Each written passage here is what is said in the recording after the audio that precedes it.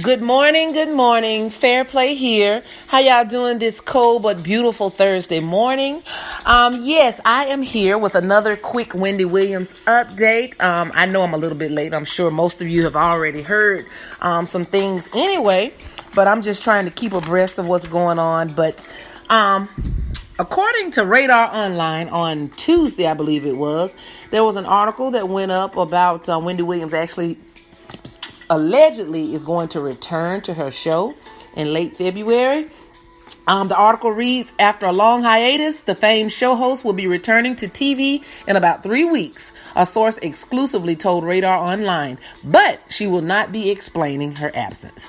The staff are planning a big welcome back show where Wendy will address her health problems, but she isn't going to be saying anything about anything else. So if viewers are expecting a big tell-all from Williams, who is 54 years old, they will be thoroughly disappointed. She will be working with PR people and producers and will stick to the press release script, continued the source, adding that Williams will use a teleprompter and read only from the carefully written script. As Radar readers know, the TV star has been absent from her show since late December. During one of her latest segments, she shocked viewers with her bizarre faces and slurred speech. Now, after the show, she blamed her wild behavior on pain medications. And for weeks afterwards, the network continued postponing Williams' return date, with the host claiming that she suffered a shoulder fracture and other ailments and was simply recovering. Now the network is refusing to announce Williams' official return date, as they fear she will push it back once more.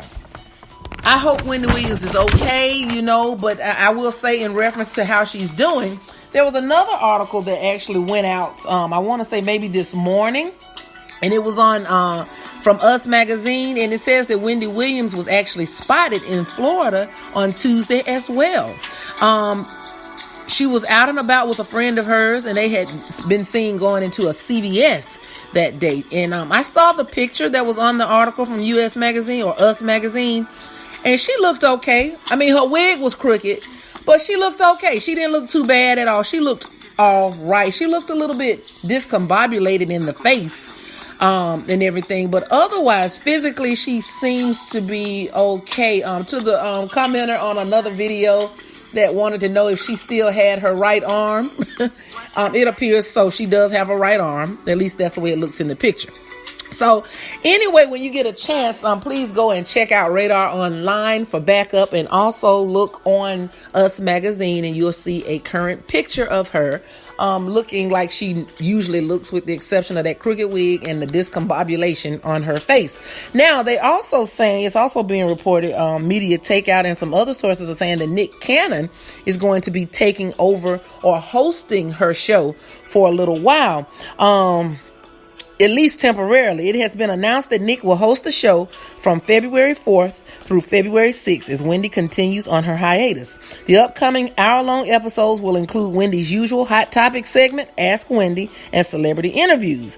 They say this is LoveBScott.com's article. It says, we here at LoveBScott.com exclusively broke the news late last year that the future of Wendy Williams' show has been uncertain since friends became concerned for her well-being.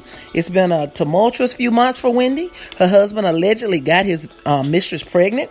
She mysteriously broke her shoulder.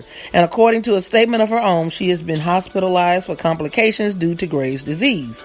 So as of now, Wendy has set no date to return to her show after a string of hiatus announcements. Y'all, I'm telling you right now, if Wendy Williams is going to be allegedly reading from a teleprompter when she does return in late February, they say, if she returns, that show is not going to be the same. And as I've mentioned a couple of times before, I don't really watch the Wendy Williams show with the exception of some clips here and there. And I can tell you right now, I'm very familiar with the layout of her show and how she conducts it. But I cannot imagine Wendy Williams sitting there reading from a teleprompter as if she is a robot. I'm pretty sure this is all Kevin Hunter's doing, in my opinion. If any of this is true, he's behind this. And I just can't see the show being the same for all of you that really love Wendy Williams' show. And the fact that she's going to come on the show and she's not going to address anything going on in her personal life, which is her choice. That's her choice. She doesn't have to do that if she doesn't want to.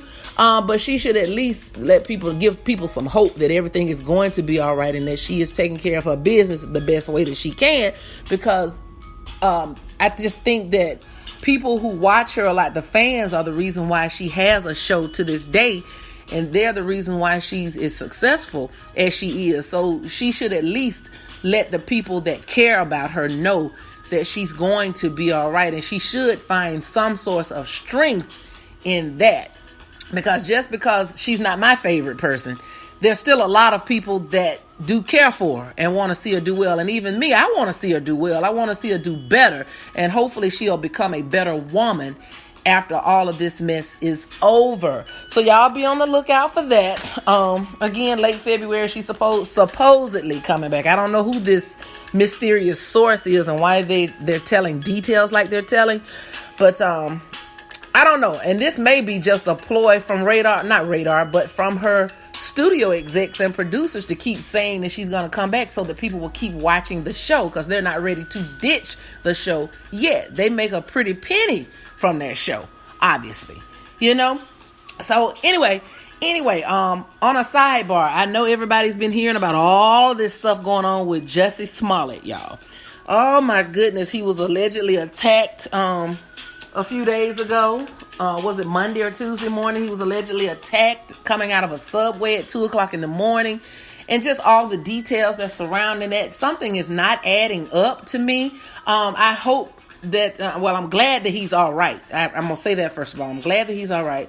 But I don't know, just something seems strange. It seems like something is either missing from this story or something has been added to it that's making it not sound quite right. I'm not saying that Jussie is lying at all. I would certainly hope that he wouldn't lie about things like anything like this. But I don't know. I just feel like in my gut that something is just not right. 2 plus 2 is supposed to add up to 4.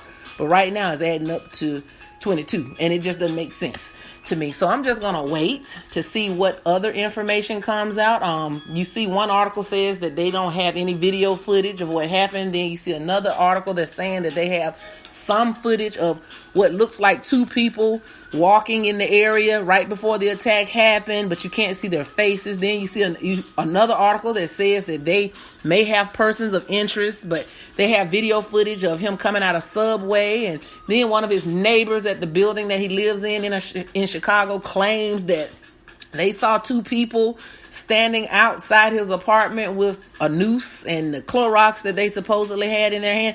I don't know. It just doesn't add up. There are just different little things that's been released in the media that's not making sense. Of course, the police don't want to believe that he was attacked by some mega people. But again, I'm just going to keep my eye on that situation. I can't make any judgment about the situation itself yet. So I'm probably going to come back and follow up on that as well. But as for right now, something just don't smell right about that little situation. Also, I want to say rest in peace again to, because I said it last night on my radio show. That's why I say again, to Mr. James Ingram, the beloved James Ingram. As a little girl, I used to listen to his music in the 80s and 90s because we used to listen to grown folk music when we were children. There was no real young people music back then, but you had to listen to what the grown people listened to at their house parties and whatnot. And James Ingram was one of my favorites as a child. And yes, I know we have not heard from James in a long time, but he had done a lot of things behind the scenes. He was very successful in his industry. The man could not only sing, but he composed and wrote music as well. And he will be, I'm sure he'll be just thoroughly missed by all the people that are close to him or were close to him. My mother was in love with him too. Yeah, she really was. Back in the day, she just thought this was a very handsome man. And he was a very handsome man. So anyway, he'll be missed. And my prayers and condolences go out to his family, because 66 is relatively young. As we get a little bit older, we realize that 66 is not as old as it used to seem to me when I was in my early 20s. But now I'm beginning to realize that that's not that old at all. He was a young man that died from brain cancer.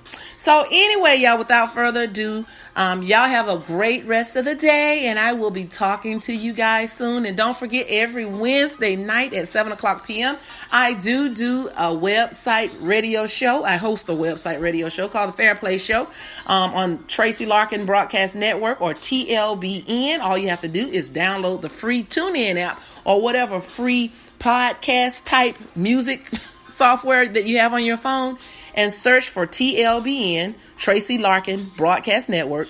And at 7 o'clock p.m. on Wednesday, just press play. All right, you guys. Thank you. See you later. Bye-bye.